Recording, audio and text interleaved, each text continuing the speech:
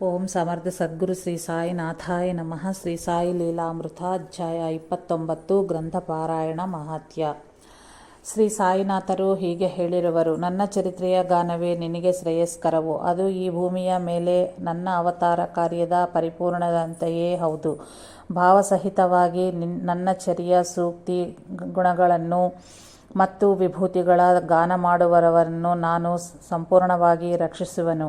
ಶ್ರದ್ಧಾಭಕ್ತಿಗಳೊಂದಿಗೆ ನನ್ನನ್ನು ಆಶ್ರಯಿಸುವ ನನ್ನ ಭಕ್ತರಿಗೆ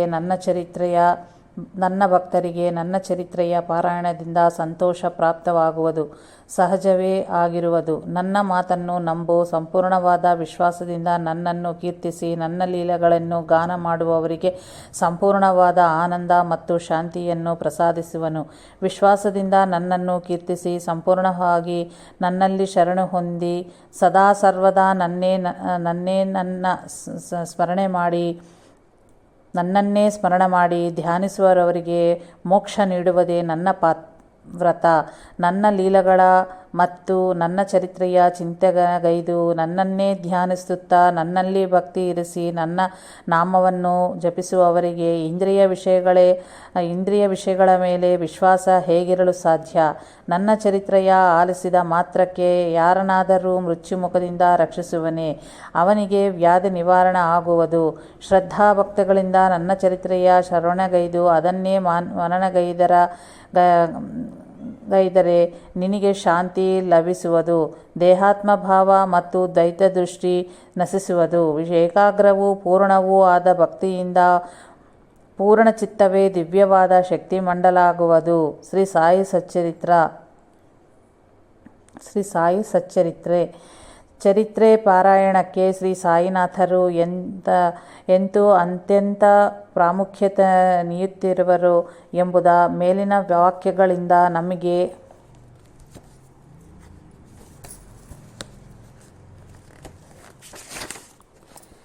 ತಿಳಿಯುವುದು. ಅಷ್ಟೇ ಅಲ್ಲದೆ ಈ ಗ್ರಂಥ ಪಾರಾಯಣಗೈದವರನ್ನು ಶ್ರೀ ಸಾಯಿನಾಥರು ಎಂತು ಅನುಗ್ರಹಿಸುವರು ಎಂಬುದನ್ನು ಈ ಕೆಳಗಿನ ಭಕ್ತರುಗಳ ಅನುಭವಗಳು ನಿರೂಪಿಸುವವು.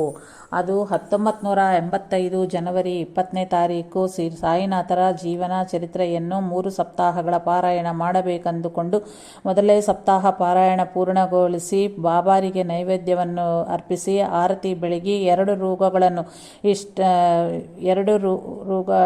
ರೂಗಳ 25 ಪೈಸೆಗಳನ್ನು ಸಮರ್ಪಿಸಿದನು. 2ನೆಯ ಸಪ್ತಾಹ ಪ್ರಾರಂಭಿಸುವಾಗ ಶ್ರೀ ಸಾಯಿಬಾಬಾ, ನೀವು ನನ್ನ ಪೂಜೆ ಪಾರಾಯಣಗಳಿಂದ ನಿಜವಾಗಿಯೂ ಸಂತೃಪ್ತರಾಗಿದ್ದಲ್ಲಿ ನನಗೆ ಈ ದಿನ ನಿಮ್ಮಿಂದ ಅದಕ್ಕೆ ತಕ್ಕ ನಿದರ್ಶನ ಆಗಬೇಕು ಎಂದು ಪ್ರಾರ್ಥಿಸಿದನು. ಅಂದು ರಾತ್ರಿ 7:30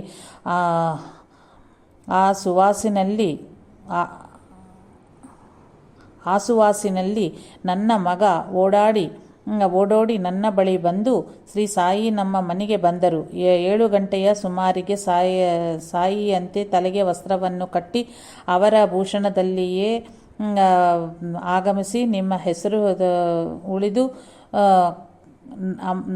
ಅಮ್ಮನನ್ನು ಇರುವರೇ ಎಂದು ವಿಚಾರಿಸಿದರು. ನಾನು ನೀವಿನ್ನೂ ಬಂದಿಲ್ಲವೆಂದು ಹೇಳಿದನು. ಅವರು ನನ್ನತ್ತ ನೋಡಿ, ಬಾ ಸೀನು ಮಗುವೆ, ಭಯವೇತಕ್ಕೆ ಎಂದು ಹೇಳಿದರು. ನನ್ನ ಹೆಸರು ನಿಮಗೆ ಹೇಗೆ ತಿಳಿತು ಎನ್ನಲು, ನನಗೆ ನಿನ್ನ ಹೆಸರು ನಿಮ್ಮ ತಂದೆಯ ಹೆಸರು ತಿಳಿದಿದೆ ಎಂದರು. ಅಮ್ಮನೊಂದಿಗೆ ನಾನು ಯಾತ್ರೆಗೆ ತೆರಳುತ್ತಿರುವನು. ನಿಮ್ಮ ಅವರು ಪೂಜೆಗೈದು ಬಾಬಾ ಪಟದ ಬಳಿ ಇರಿಸಿದ ದಕ್ಷಿಣೆ 2 ರೂಗಳ 25 ಪೈಸೆಗಳನ್ನು ತೆಗೆದುಕೊಂಡು ಬಾ ಎಂದರು.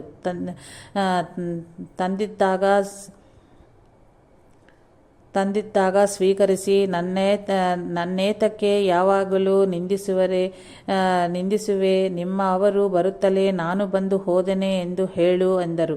ನಿಮ್ಮ ಹೆಸರೇನು ಎಂದು ಕೇಳಲು, ನಾನು ಬಂದು ಹೋದೆ ಅಂತ ಹೇಳು, ನಿಮ್ಮ ತಂದೆ ತಿಳಿದುಕೊಳ್ಳುವನು ಎಂದು ಆಶೀರ್ವದಿಸಿ ಹೊರಟು ಹೋದರು ಎಂದು ಹೇಳಿದನು. ನಾನು ಕೋರಿದಂತೆ ಬಾಬಾ ದರ್ಶನ ಮತ್ತು ನಿದರ್ಶನವನ್ನು ಇತ್ತರು. ಡಿ. ಪ್ರಭಾಕರ್ ರಾವ್.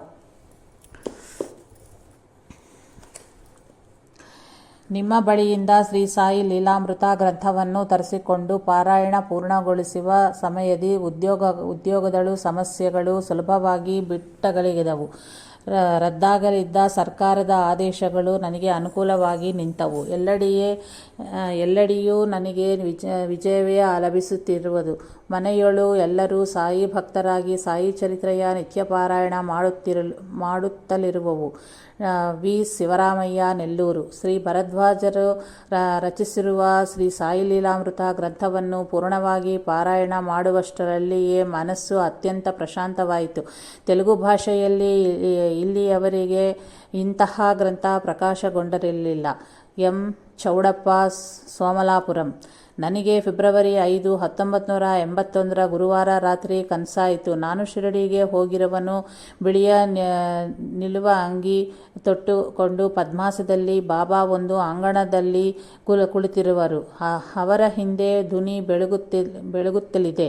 ನಾನು ದಕ್ಷಿಣ ನೀಡಲು ಜೇಬಿನೊಳು ಕೈಯಿರಿಸಲು 25 ಪೈಸೆಗಳ ನಾಣ್ಯ ದೊರಕಿತು. 10 ಪೈಸೆಗಳ ನಾಣ್ಯಕ್ಕಾಗಿ ಮತ್ತೆ ಜೇಬಿನೊಳು ಕೈಯಿಟ್ಟುಕೊಂಡ ತಕ್ಷಣ ಮತ್ತೊಮ್ಮೆ 25 ಪೈಸೆಗಳ ನಾಣ್ಯವೇ ದೊರಕಿತು. ಅದನ್ನು ಧ್ವನಿಯ ಬಳಿ ಇರಿಸಿದಂತೆಯೇ ಬಾಬಾ ವಾಯುವಿಹಾರಕ್ಕೆ ಹೋಗೋಣ ಬಾ ಎಂದು ಸುತ್ತಲೂ ಕೊಂಚ ಪ್ರಹರಿ ಗೋಡೆ ಮತ್ತು ಕೊಂಚ ಬೆಳಿಯೊಳ್ಳು ಒಂದು ತೊಟ್ಟಿದೊಳು ಕರೆದೊಯ್ದರು. ಅಲ್ಲಿ ಕೆಲ ಸಮಯದ ಸಂಭಾಷಣೆಯ ಅನಂತರ ನಾನು ಶ್ರೀ ಸಾಯಿ ಲೀಲಾಮೃತ ಗ್ರಂಥವನ್ನು ಪಾರಾಯಣಗೈಯಬಹುದೇ ಎಂದು ಕೇಳಿದನು. ಅವರು ಮಾಡಬಂತೆ ತಲೆ ಆಡಿಸಿದರು. ಮರುಕ್ಷಣವೇ ಅವರ ವಸ್ತ್ರ ಕಾಷಾಯ ಬಣ್ಣದಾಗಿ ಮಾರ್ಪಟ್ಟಿತು. ಇಷ್ಟರೊಳಗೆ ನನಗೆ ಎಚ್ಚರವಾಯಿತು. ಆಗ ನನಗೆ ನೆನಪಾಯಿತು, ಶ್ರೀ ಸಾಯಿ ಲೀಲಾಮೃತ ಗ್ರಂಥವನ್ನು 25 ಪುಟಗಳು ಮಾತ್ರವೇ ಪಾರಾಯಣಗೈದು ಅನಿವಾರ್ಯ ಕಾರಣಗಳಿಂದ ನಿಲ್ಲಿಸಿದೆನು. ಅದನಂತರ ಆ ವಿಚಾರವನ್ನೇ ಮರೆತು ಹೋದನು. ಈ ಗ್ರಂಥ ಪಾರಾಯಣ ಮಾಡಿದ್ದಲ್ಲಿ ಶಿರಡಿಯಲ್ಲಿ ಬಾಬಾರಿಗೆ ದಕ್ಷಿಣೆ ಸಮರ್ಪಿಸುವಂತಾಗುವುದೆಂದು ತಿಳಿದುಕೊಂಡೆನು. ಕೆ. ಶ್ರೀನಿವಾಸರಾವ್, ಅಲ್ಲೂರ್. ಕಾಮೇಶ್ವರಮ್ಮ, ಒಂಗೋಲ್. ತಮಗೆ ತಿಳಿದವರಿಂದ ಶ್ರೀ ಸಾಯಿ ಲೀಲಾಮೃತ ಗ್ರಂಥವನ್ನು ಪಡೆದು ಶ್ರದ್ಧೆಯಿಂದ ಪಾರಾಯಣಗೈದರು. ಕೆಲ ಕಾಲದಿಂದ ಆಕೆಗ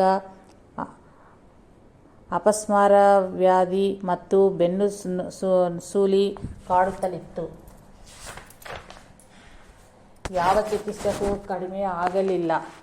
ಅದನ್ನು ತಗ್ಗಿಸೆಂದು ಶ್ರೀ ಸಾಯಿನಾಥರಲ್ಲಿ ಪ್ರಾರ್ಥಿಸಿ ಪಾರಾಯಣ ಮಾಡುತ್ತಿರಲು ಒಂದು ರಾತ್ರಿ ಶ್ರೀ ಸಾಯಿ ವೈದ್ಯರಂತೆ ಕನಸಿನಲ್ಲಿ ಕಂಡು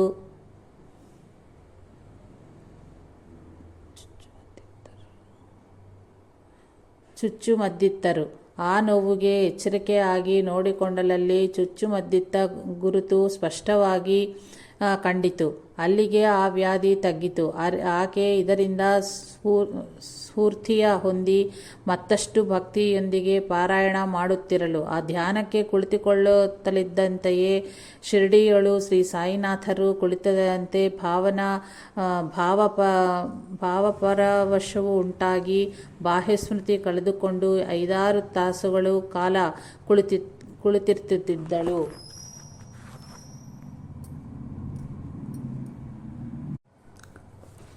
ಆಕೆಗೆ ಮತ್ತೆ ಅನೇಕ ದಿವ್ಯಾನುಭವಗಳು ಆಗುತ್ತಲಿದ್ದವು. ಉದಾಹರಣೆಗೆ ಸೆಪ್ಟೆಂಬರ್ 3, 1968 ರಾತ್ರಿ ಆಕೆಗೆ ಕನಸಿನಲ್ಲಿ ಯಾರೋ 2 ಹಾವಾಡಿಗರು ಬಾಗಿಲ ಬಳಿ ನಿಂತು ಬೆದರಿಸುತ್ತಿದ್ದರು.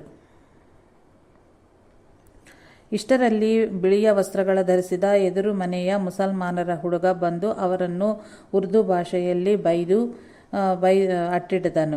ಮರುದಿನ ಗುರುವಾರ ಸಾಯಂಕಾಲ ಆ ಹುಡುಗ ಅವರ ಮನೆಗೆ ಬಂದಾಗ ಆ ಕನಸಿಗೆ ವಿಚಾರವನ್ನು ಹೇಳಿದರು. ಸಾಯಿನಾಥರೇ ಹಾಗೆ ದರ್ಶನವಿತ್ತು, ಆಪತ್ತನ್ನು ನಿವಾರಣೆ ಮಾಡುತ್ತಾರೆಂದು ಅವನು ಹೇಳಿದನು. ಅಂದು ರಾತ್ರಿ ಆಕೆಗೆ ಕನಸಿನಲ್ಲಿ ಒಂದು ಕೋಣೆ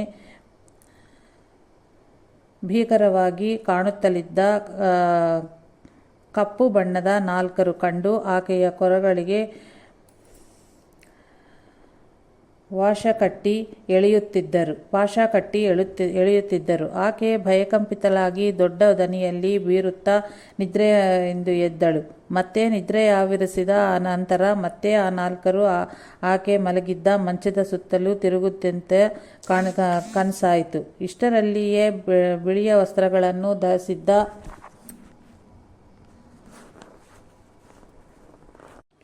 ಆಕೆಗೆ ಎಚ್ಚರಿಕವಾಗಿ ಮಂಚದಿಂದ ಇಳಿಯಲು ಮುಂದಾಗುತ್ತಿದ್ದಂತೆಯೇ ಎಡಗಾಲ ಕೆಳಗೆ ಮೆತ್ತಗ ಏನೋ ತಗಲಿದಂಗಾಯಿತು. ಕಾಲನ್ನು ಪಕ್ಕಕ್ಕೆ ಎಳೆದುಕೊಳ್ಳುವುದರೊಳಗಾಗಿ ಒಂದು ನಾಗರಹಾವು ಹೆಡೆ ಬಿಚ್ಚಿ ಬುಸುಗುಟ್ಟುತ್ತಾ ಆಕೆಯ ಕಾಲನ್ನು ಕಚ್ಚಿ ಸರಸರ ಹೊರಟು ಹೋಯಿತು. ತುಸು ಹೊತ್ತಿನಲ್ಲಿಯೇ ಆಕೆಯ ಶರೀರ ತಣ್ಣಗಾಗಿ ಬೆವರು ಸುರಿದು ಎದೆ ಭಾರವಾಯಿತು. ಕೆಲವರು ತಕ್ಷಣವೇ ಹೋಗಿ ಹಾವುಗಳ ವಿಚಾರದಲ್ಲಿ ನುರಿತನಾದ ನರಸಯ್ಯನಿಗೆ ದೂರವಾಣಿಯ ಮುಖಾಂತರ ಕರೆ ಕೊಟ್ಟರು. ಮತ್ತೆ ಕೆಲವರು ವೈದ್ಯರ ಬಳಿಗೆ ಕರೆದೊಯ್ಯಬೇಕೆನ್ನುತ್ತಿದ್ದರು. ಆಕೆ ಆದರೂ ನನ್ನನ್ನು ಸಾಯಿನಾಥರ ಪಟದ ಬಳಿ ಚಾಪೆಯ ಮೇಲೆ ಮಲಗಿಸಿ ಭಜನೆ ಮಾಡಿರಿ, ನನಗೆ ಸಾಯಿನಾಥರೇ ದಿಕ್ಕು, ನಾನು ವೈದ್ಯರ ಬಳಿ ಬಾರನು, ನನ್ನ ವಿಚಾರದಲ್ಲಿ ಸಾಯಿಯ ಸಂಕಲ್ಪ ಹೇಗಿರುವುದೋ ಅಂತೆಯೇ ಆಗುವುದು ಎಂದಳು. ಕ್ರಮಕ್ರಮವಾಗಿ ಆಕೆ ಬಾಹ್ಯ ಸ್ಮೃತಿಯನ್ನು ಕಳೆದುಕೊಳ್ಳುತ್ತದಂತೆಯೇ ಬಾಯಿಯಿಂದ ನೊರೆ ಬರಲಾರಂಭಿಸಿತು. ಇಷ್ಟರಲ್ಲಿ ಆ ಇಡೀ ಪ್ರದೇಶವೇ ಪರಿಮಳ ಭರಿತವಾಯಿತು. ಸ್ವಲ್ಪ ಹೊತ್ತಿಗೆ ಆಕೆಗೆ ಮತ್ತೆ ಪ್ರಜ್ಞೆ ಬಂತು. ಶೀಘ್ರದಲ್ಲಿಯೇ ಆಕೆ ಸ್ವಸ್ಥಳಾದಳು. ಜೆ.ವಿ. ಸುಬ್ಬಯ್ಯ, ಒಂಗೋಲು.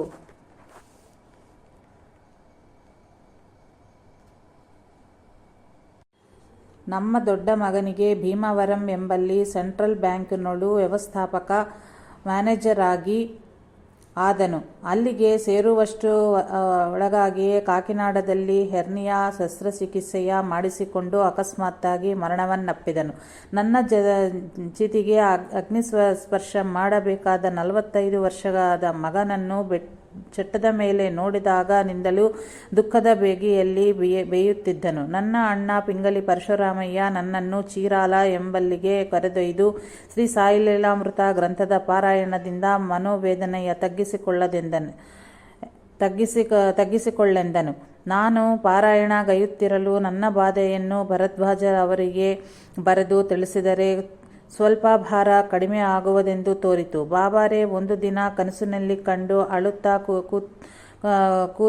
ಕೂರುವುದಕ್ಕಿಂತಲೂ ಬರೆಯಬೇಕಾಗಿದ್ದು ಬರೆಯಬಹುದಲ್ಲವೇ ಎಂದರು. ಅದನಂತರ ಅವರು 2 ಬಾರಿ ನನ್ನ ಮರಣಿಸಿದ ಮಗನನ್ನು ಕರೆತಂದು ತೋರಿಸಿ ಮತ್ತೆ ತಮ್ಮೊಂದಿಗೆ ಕರೆದೊಯ್ಯುತ್ತಿರುವರು. ಇದು ನನಗೆ ಅತ್ಯಂತ ಆಶ್ಚರ್ಯವಾಗಿರುವುದು. ಜಿ. ಸೀತಾಲಕ್ಷ್ಮಿ, ಮಾರ್ಚಾಲ. ಮೊದಲು ನನಗೆ ಬಾಬಾರ ಮೇಲೆ ನಂಬಿಕೆ ಇರಲಿಲ್ಲ. ನನ್ನ ತಾಯಿ ಮಾತ್ರ ಶ್ರೀ ಸಾಯಿ ಲೀಲಾಮೃತ ಗ್ರಂಥವನ್ನು ಓದುತ್ತಿದ್ದಳು. ನನ್ನ ತಾಯಿಗೆ ಹೆಚ್ಚಾಗಿ ರಕ್ತಸ್ರಾವ ಆಗುತ್ತಿರಲು ಅದು ಕಡಿಮೆ ಆಗಿದರೆ ಬಾಬಾರನ್ನು ನಂಬುವೆನು ಎಂದು ಸಂಕಲ್ಪಗೈದು ಈ ಗ್ರಂಥವನ್ನು ಪಾರಾಯಣಗೈದನು. ಪಾರಾಯಣ ಪೂರ್ಣ ಆಗುವುದರೊಳಗಾಗಿಯೇ ನನ್ನ ತಾಯಿಗೆ ರಕ್ತಸ್ರಾವ ಕಡಿಮೆ ಆಯಿತು. ನನಗೆ ವಿಶ್ವಾಸಪಟ್ಟು ಆಗನಿಂದ ಶ್ರೀ ಸಾಯಿ ಲೀಲಾಮೃತ ಪಾರಾಯಣವು ನನ್ನ ನಿತ್ಯ ನಿಯಮ ಆಯಿತು. ಒಂದು ದಿನ ಶ್ರೀ ಸಾಯಿ ಕನಸಿನಲ್ಲಿ ನಮ್ಮ ತಾತನವರ ತರಹ ಕಂಡು, ನಿನ್ನೆ ಇಡೀ ದಿನ ಹಸಿವಿಯಿಂದ ಒಣಗಿರುವೆನು ತಿಳಿಯಿತೆ, ನೈವೇದ್ಯ ಇಡಲಿಲ್ಲ ಏಕೆ ಎಂದರು. ಎಚ್ಚರವಾದ ಅನಂತರ ನೆನಪಾಯಿತು, ಆ ದಿನ ಶ್ರೀ ಸಾಯಿಗೆ ನೈವೇದ್ಯವನ್ನು ಅರ್ಪಿಸುವುದು ಮರೆತೆನು. 3ನೆಯ ದಿನ ಆರತಿಯ ಹಾಡದೆ ಮಲಗಿದನು. ಅಂದು ರಾತ್ರಿ ಶ್ರೀ ಸಾಯಿ ಕನಸಿನಲ್ಲಿ ಕಂಡು ಎಲ್ಲವನ್ನೂ ಮರೆಯುತ್ತಿರುವೆ ಏಕೆ, ಆರತಿಯ ಹಾಡುವುದು ಬಿಟ್ಟಿಯಲ್ಲವೇ ಎಂದು ಬೈದು ಬುದ್ಧಿ ಹೇಳಿದರು. ಅನಂತರ ಮಾರ್ಚ್ ತಿಂಗಳಲ್ಲಿ ಆಚಾರ್ಯ ಭರದ್ವಾಜರವರನ್ನು ದರ್ಶಿಸಿದಾಗ ಆಹಾರದಳು ಇಷ್ಟವಾದ ಪದಾರ್ಥವನ್ನು ಬಾಬಾರಿಗೆ ಬಿಟ್ಟು ಅದನ್ನು ತಿನ್ನುವುದು ಬಿಟ್ಟು ಪಾರಾಯಣಗೈದರೆ ಕೋರಿದುದು ನೆರವೇರುವುದೆಂದರು. ನನ್ನ ತಾಯಿಗೆ ಸಕ್ಕರೆ ಕಾಯಿಲೆಯ ಬಾಧೆ ಕಡಿಮೆ ಆಗಬೇಕೆಂದು ನಾನು ಹಾಗೆ ಮಾಡಲು ಶ್ರೀ ಸಾಯಿ ಕನಸಿನಲ್ಲಿ ಕಂಡು ಉಪ್ಪು ತಿನ್ನುವುದು ತ್ಯಜಿಸಂದರು. ಮತ್ತೆ ಜುಲೈ ತಿಂಗಳಲ್ಲಿ ಕಂಡು ಆ ನಿಯಮವನ್ನು ತೊರೆದು ಶ್ರೀ ಸಾಯಿ ಲೀಲಾಮೃತ ಗ್ರಂಥವನ್ನು 7 ಬಾರಿ ಪಾರಾಯಣ ಮಾಡಂದರು. ಸೆಪ್ಟೆಂಬರ್ 8ರಂದು ಹೈದರಾಬಾದಿಗೆ ಹೊರಡುತ್ತಿದ್ದನು.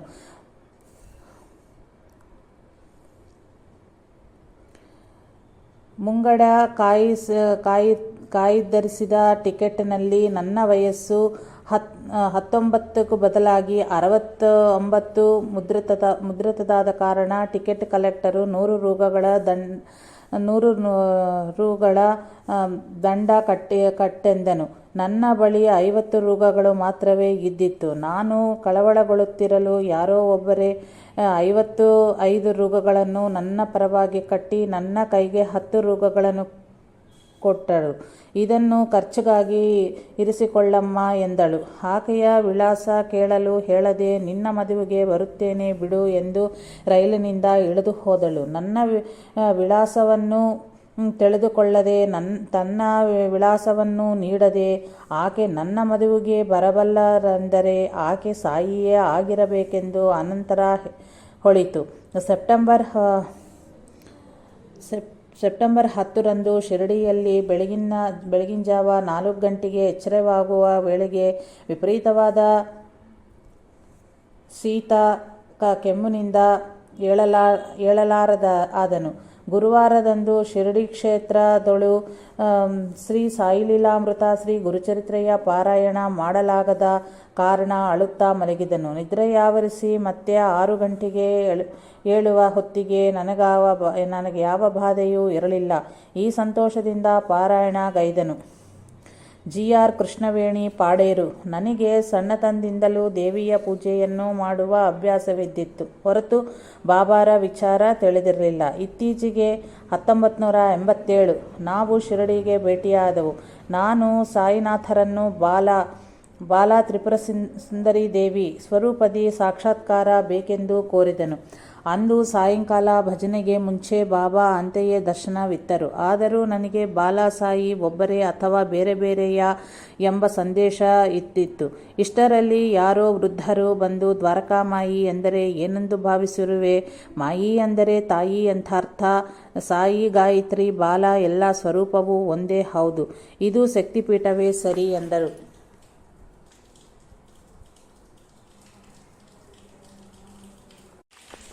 ಇದು ಶಕ್ತಿಪೀಠವೇ ಸರಿ ಎಂದರು. ಅನಂತರ ನಮಗೆ ಲೆಂಡಿ ತೋಟದಲ್ಲಿ ಅಯೋಧ್ಯ ಅವರು ಕಂಡು ಒಂದು ವಸ್ತ್ರವನ್ನು ಕೊಟ್ಟು ಇದನ್ನು ನಿಮಗೆಂದು ಮಾಯಿ ಕೊಟ್ಟಿರುವಳು ಎಂದು ಹೇಳಿ ಹೊರಟು ಹೋದರು. ಅನಂತರ ಆಚಾರ್ಯ ಭರದ್ವಾಜರವರನ್ನು ಭೇಟಿಯಾದಾಗ ಅವರು ಧ್ಯಾನ ಮಾಡುವಾಗ ಆ ವಸ್ತ್ರವನ್ನು ಹೊದೆದಲ್ಲಿ ಏಕಾಗ್ರತೆ ಹೆಚ್ಚುವುದು ಎಂದು ಹೇಳಿದರು. ನನಗೆ 70 ವರ್ಷದ ನನ್ನ ತಾಯಿಗೂ ಇಂತಹ ಫಲ ಅನುಭವ ಆಗುತ್ತಲಿದೆ. ಅನಂತರ ಕೆಲಕಾಲಕ್ಕೆ ನಾನು ಕೋರಿದಂತೆಯೇ ಉದ್ಯೋಗದಿ ನನಗೆ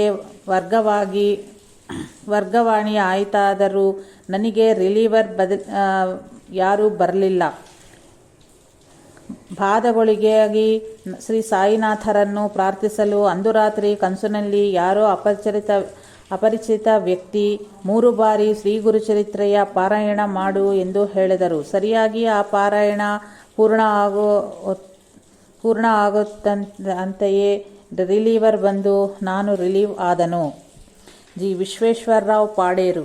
ನಮ್ಮ ಊರಿನಲ್ಲಿ ಒಬ್ಬ ವ್ಯಕ್ತಿಗೆ ಸಂತಾನವಾಗದ ಕಾರಣ 2ನೆಯ ಮದುವೆ ಮಾಡಿಕೊಳ್ಳಬೇಕೆಂದು ಎಣಿಸುತ್ತಿದ್ದಳು. ಅವನ ಹೆಂಡತಿ ಕಳವಳಗೊಂಡು ತನ್ನ ಜೀವನವನ್ನು ಕೊನೆಗಾಣಿಸಿಕೊಳ್ಳಬೇಕೆಂತಿದ್ದಳು. ಆಗ ನಾನು ಪಾರಾಯಣಗೈಯುವ ಶ್ರೀ ಸಾಯಿ ಲೀಲಾಮೃತ ಪ್ರತಿಯನ್ನು ಆಕೆಗೆ ಕೊಟ್ಟನು. ಆಕೆ ಶ್ರದ್ಧೆಯಿಂದ ಪಾರಾಯಣಗೈಯಲು ಆಕೆಗೆ 2 ಗಂಡು ಮಕ್ಕಳಾದರು. ಅವರಿಗೆ ದೊಡ್ಡ ಸಾಯಿಬಾಬಾ, ಚಿಕ್ಕ ಸಾಯಿಬಾಬಾ ಎಂದು ನಾಮಕರಣ ಮಾಡಿ ಶ್ರೀ ಸಾಯಿನಾಥರನ್ನು ಆರಾಧಿಸುತ್ತಿದ್ದರು. ಹಾಗೆಯೇ ಕೃಷ್ಣಾರೆಡ್ಡಿ ದಂಪತಿಗಳಿಗೆ ಉದ್ಯೋಗವಿಲ್ಲದೆ ಬಾಧಪಡುತ್ತಿರಲು ಆ ಗ್ರಂಥವನ್ನೇ ಕೊಟ್ಟನು. ಅದರ ಪಾರಾಯಣವಾದ ಅನಂತರ ಅವರಿಗೆ ಉಪಾಧ್ಯಾಯ ಉದ್ಯೋಗ ಲಭಿಸಿತು. ಮುವ್ವ ರಂಗಯ್ಯ ಗನ್ನವರಂ.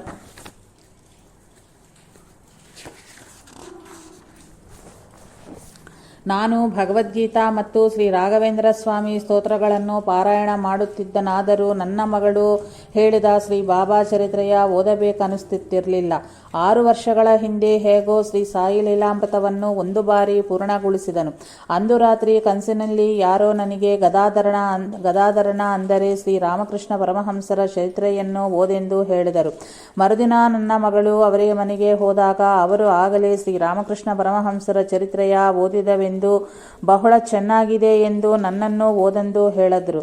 ಅದು ಬಾಬಾರ ಲೀಲೆ ಎಂದು ಗುರುತಿಸಿದನು. ಆಗನಿಂದಲೂ ನಮಗೆ ಅನೇಕ ಸಾಯಿ ಲೀಲೆಗಳು ಅನುಭವಕ್ಕೆ ಬರುತ್ತಲಿವೆ. ಆರಣಿ ಹನುಮಂತರಾವ್, ವಿಜಯವಾಡ. ನಾನು 1979ರಲ್ಲಿ ಶ್ರೀ ಸಾಯಿಬಾಬಾ ಜೀವನ ಚರಿತ್ರೆಯನ್ನು ಓದಿದಾಗಿಂದಲೂ ನನ್ನ ಬದುಕಿಗೆ ಅರ್ಥ ದೊರಕಿತು. ನನ್ನ ಮಾತು, ಬುದ್ಧಿ, ನಡವಳಿಕೆಯೊಳಗೆ ಬಹಳವಾಗಿ ಸಂಸ್ಕಾರಗೊಂಡಿರುವುದು ಆ ಗ್ರಂಥದ ಪಾರಾಯಣದಿಂದ ಒಂದು ಅನಿರ್ವಚನೀಯವಾದ ಅನುಭೂತಿಯ ಉಂಟಾಗುವುದು. ಅದುವೇ ನನ್ನಿಂದ ಶಿರಡಿಯ ದರ್ಶನವನ್ನು ಮಾಡಿಸಿತು. ಎಂ. ವಿಜಯಕುಮಾರ್, ಏಲೂರು. ನೀವು ಕಳುಹಿಸಿದ ಶ್ರೀ ಸಾಯಿ ಲೀಲಾಮೃತ, ಶ್ರೀ ಗುರುಚರಿತ್ರೆಯನ್ನು ಪಾರಾಯಣಗೈಯುತ್ತಲೇ ಬಹಳ ಕಾಲದಿಂದ ನನ್ನನ್ನು ಬಾಧಿಸುತ್ತಿದ್ದ ಎಲ್ಲ ಸಮಸ್ಯೆಗಳು ತೊಲಗಿ ನನಗೆ 1983ರಲ್ಲಿ ಹೊಟ್ಟೆಸೂಲಿ, ಹೊಕ್ಕಳು ಕೆಳಗಭಾಗದಲ್ಲಿ ಏನೋ ಸಂಚರಿಸುತ್ತಿರುವಂತಾಗಿ ಅತ್ಯಂತ ಬಾಧೆಪಡುತ್ತಿದ್ದೆನು. ವೈದ್ಯರು ಶಸ್ತ್ರಚಿಕಿತ್ಸೆಯೊಂದು ಮಾರ್ಗವೇ ಎಂದು, ಆದರೆ ಶಸ್ತ್ರಚಿಕಿತ್ಸೆ ಆದರೂ ನಾನು ಬದುಕುವ ಸಾಧ್ಯ ಬಹಳ ಕಡಿಮೆ ಎಂದು ಶಸ್ತ್ರಚಿಕಿತ್ಸೆಗೆ ಮದ್ರಾಸಿಗೆ ಹೋಗಬೇಕೆಂದು ಹೇಳಿದರು. ಒಂದು ದಿನ ನನ್ನ ದೊಡ್ಡ ಮಗ ಬಾಬಾ ಗುಡಿಗೆ ಭೇಟಿಯಿತ್ತಾಗ ಅಲ್ಲಿಯವರು ಓದುತ್ತಲಿದ್ದ ಬಾಬಾ ಲೀಲೆಗಳನ್ನು ಆಲಿಸಿ ಮನೆಗೆ ಹಿಂದಿರುಗಿ ಬಾಬಾರನ್ನೇ ಪ್ರಾರ್ಥಿಸು ಎಂದನು. ಯಾರನ್ನು ಪ್ರಾರ್ಥಿಸಿದರೂ ಲಾಭವಿಲ್ಲದೆ ಬಾಬಾರಿಂದ ಮಾತ್ರ ಏನು ಲಾಭ ಆಗುತ್ತದೆ ಅಂತ ಭಾವಿಸಿದನು. ಅಂದು ರಾತ್ರಿ ಡಿಸೆಂಬರ್ 25, 1984 ನನಗೆ ಕನಸಿನಲ್ಲಿ ಬಾಬಾ ವೈದ್ಯರ ವೇಷಭೂಷಿಯಾಗಿ ಕಂಡರು. ಅವರ ಪಕ್ಕದಲ್ಲಿಯೇ ಕಾಸಗಳ ಹಣೆಗೆ ಕುಂಕುಮ ಧರಿಸಿದ ಸ್ತ್ರೀ ವೈದ್ಯೆಯೊಬ್ಬರು ಹಚ್ಚ ಸೀರೆ ಉಟ್ಟಿಕೊಂಡು ನಿಂತಿದ್ದರು. ಆಕೆ ನನ್ನನ್ನು ಹಲಗೆಯ ಮೇಲೆ ಮಲಗಿಸಿ ನನ್ನ ಹೊಟ್ಟೆಯ ಪರೀಕ್ಷೆಗೈದು ನಿನಗೆ ಏನು ಇಷ್ಟ ಎಂದು ಕೇಳಿದರು. ನನಗೆ ಕಾಳುಗಳು ಬಹಳ ಇಷ್ಟವೆಂದು ಹೇಳಿದೆನು. ಆದ್ದರಿಂದಲೇ ನಿನಗೆ ಈ ಬಾಧೆ ಎಂದರು ಆಕೆ. ಇಷ್ಟರಲ್ಲಿಯೇ ಆ ವೈದ್ಯ ಟೆನ್ನಿಸ್ ಬಾಲ್ಗಿಂತಲೂ ದೊಡ್ಡದಾದ ಪ್ರಮಾಣದಲ್ಲಿದ್ದ ಗಡ್ಡೆಯನ್ನು ತೆಗೆದು ತೋರಿಸಿ, ಇದನ್ನು ಹೊರಗೆ ತೆಗೆದು ಹಾಕಿವಿ. ನಿನಗಿನ್ನೂ ಬಾಧೆ ಇರದು. ನಾಳೆ ಸ್ವಲ್ಪ ನೋವು ಇರುತ್ತದೆ. ನಾಳಿದ್ದು ಅನ್ನ ತಿನ್ನು ಎಂದು ಹೇಳಿದರು. ನನಗೆ ಎಚ್ಚರವಾಗಿ ನೋಡಿದಾಗ ಸಮಯ 5 ಗಂಟೆ ಆಗಿತ್ತು. ನನ್ನ ಹೊಟ್ಟೆಯ ಮೇಲೆ ಉದ್ದನವಾದ ಶಸ್ತ್ರಚಿಕಿತ್ಸೆಯ ನಂತರದ ಗುರುತು ಕಂಡಿತ್ತು. ಮತ್ತೆ ಮರುದಿನ ರಾತ್ರಿ ಆ ವೈದ್ಯ ಕಂಡು ನಾಳೆ ಸಾರನ್ನ ತಿನ್ನು ಎಂದರು. ಆ ದಿನದಿಂದ ನನಗೆ ಆ ನೋವು ಸಹ ಇರಲಿಲ್ಲ, ವಾಂತಿಯೂ ಆಗಲಿಲ್ಲ. ಮುತ್ತರಾಜು ವೆಂಕಟ ಸೌಭಾಗ್ಯಲಕ್ಷ್ಮಿ, ಒಂಗೋಲು. ಶ್ರೀ ಸಾಯಿ ಲೀಲಾಮೃತ, ಶ್ರೀ ಗುರುಚರಿತ್ರೆಯನ್ನು ಪಾರಾಯಣ ಮಾಡಲಾರಂಭಿಸಿದಂದಲೂ ಜಟಿಲವಾದ ಅನೇಕ ಸಮಸ್ಯೆಗಳು ಪರಿಹಾರಗೊಂಡು ಮನಸ್ಸಿಗೆ ಅತ್ಯಂತ ಪ್ರಶಾಂತತೆ ಅನುಭವವಾಗುತ್ತಲಿದೆ. ಈ ನಡುವೆ ನಮ್ಮ ಸಂಸ್ಥೆಯಲ್ಲಿ ಒಬ್ಬ ಉನ್ನತಾಧಿಕಾರಿ ಎಸಗಿದ ಅನುಚಿತವಾದ ನಿರ್ಣಯದ ಕಾರಣ ನನಗೆ 1200 ರುಗಳ ನಷ್ಟವ ಏರ್ಪಡುವ ಪ್ರಮಾದ ಉಂಟಾಯಿತು. ಆ ನಿರ್ಣಯ ಅನುಚಿತವಾದೆಂದು ಪರಿಪರಿಯಾಗಿ ವಿಚಾರಿಸಿದರೂ ಆ ವ್ಯಕ್ತಿ ತನ್ನ ನಿರ್ಣಯವನ್ನು ಬದಲಿಸಿಕೊಳ್ಳುವ ಪ್ರಶ್ನೆಯೇ ಇಲ್ಲವೆಂದರು. ಈ ವಿಚಾರವಾಗಿ ನಾನು ಪಾರಾಯಣಗೈಯುತ್ತಿರಲು ಆ ವ್ಯಕ್ತಿ ಪದವಿಯಿಂದ ವಿರಮಣ ಹೊಂದುತ್ತಿರುವರೆಂದು ತಿಳಿತು.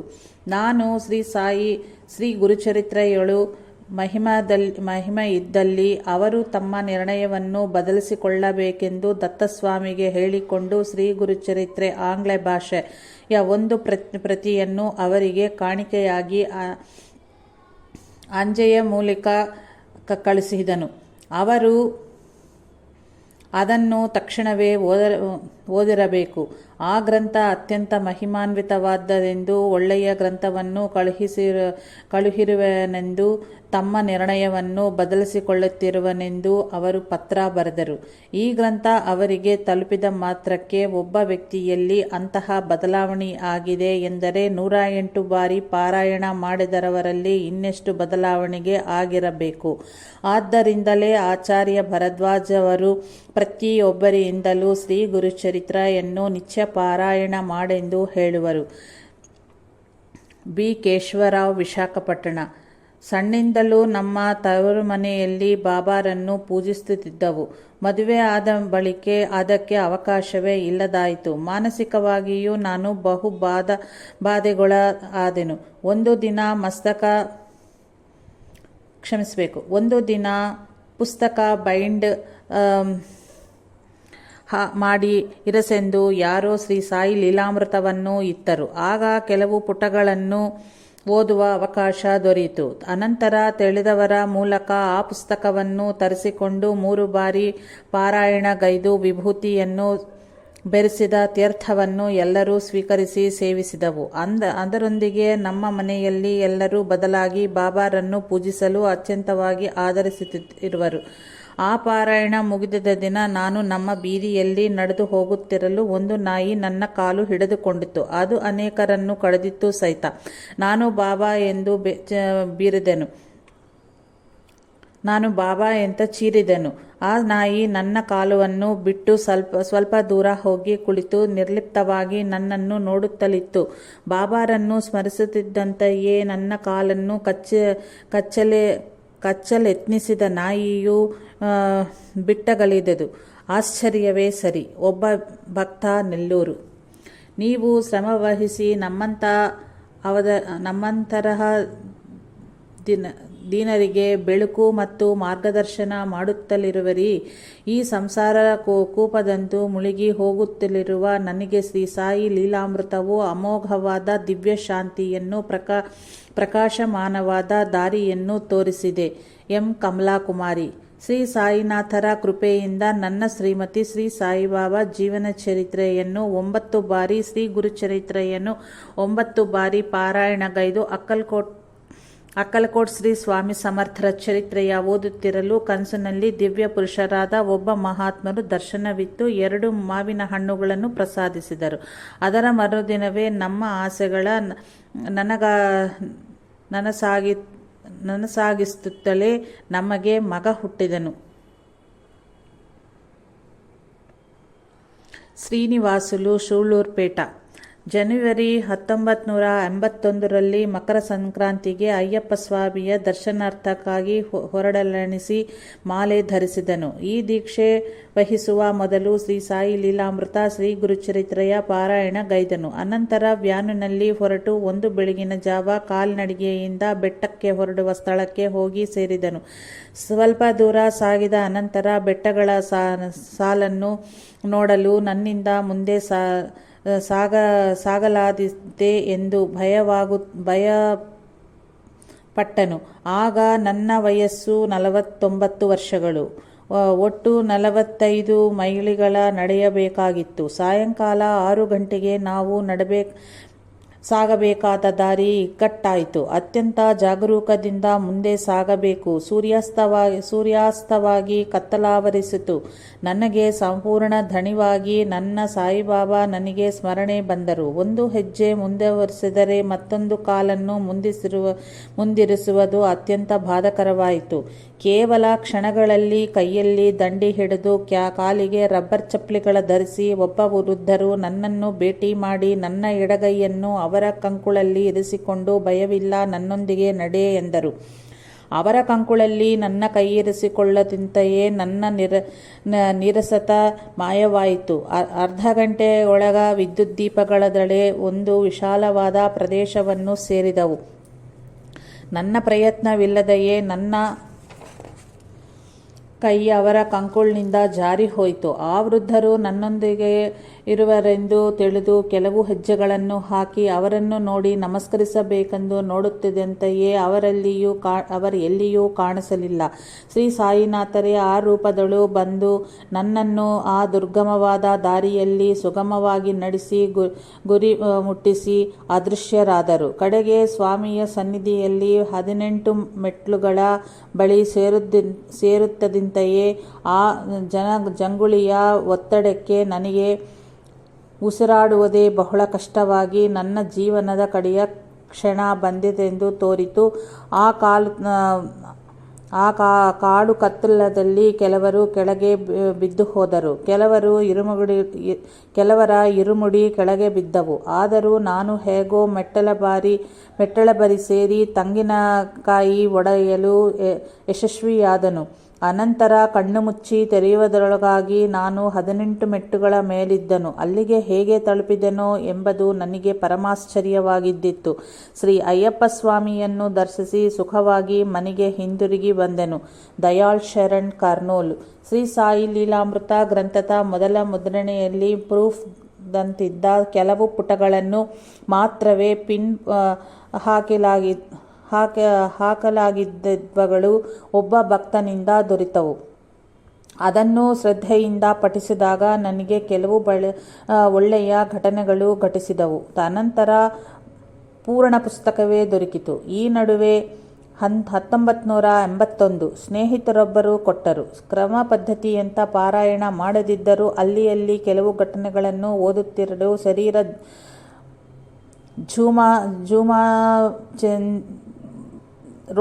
ಶರೀರ ರೋಮಾಂಚಿತನಂದಿ ಕಂಪಿಸುವುದು ಮತ್ತು ಆನಂದ ಬಾಷ್ಪಗಳು ಸುರಿಯುವುದು ಆಗುತ್ತಿತ್ತು. ಕೆ. ತಿರುವಳಂಗಂ, ಅತ್ತೂರು. ನಾನು ಸಣ್ಣದಿಂದಲೂ ಶ್ರೀ ಸಾಯಿನಾಥರನ್ನು ಸೇವಿಸುತ್ತಲಿದ್ದರೂ ನನಗೆ ಅವರಲ್ಲಿ ಸಂಪೂರ್ಣ ವಿಶ್ವಾಸ ಉಂಟಾಗಲಿಲ್ಲ. ಅಷ್ಟೇ ಅಲ್ಲದೆ ಶ್ರೀ ಸಾಯಿನಾಥರನ್ನು ಹಿಂದೂ ದೇವರ ಅವತಾರವಾಗಿ ಭಾವಿಸುವುದು ನನಗೆ ಅಷ್ಟು ಇಷ್ಟವಾಗುತ್ತಿರಲಿಲ್ಲ. 1986 ಮಾರ್ಚ್ ತಿಂಗಳಲ್ಲಿ ಶ್ರೀ ಸಾಯಿ ಲೀಲಾಮೃತವನ್ನು ಪಾರಾಯಣಗೈಯಲು ಪ್ರಾರಂಭಿಸಿದನು. ಆದರೆ ನನ್ನ ಮನಸ್ಸಿನಲ್ಲಿ ಕೆಲವು ಅನುಮಾನಗಳು ಇದ್ದವು. ನಮ್ಮ ಋಷಿಗಳು ರಚಿಸಿದ ರಾಮಾಯಣ ಮೊದಲಾದವುಗಳು ಸಂಸ್ಕೃತದಲ್ಲಿ ರಚನೆಗೊಂಡು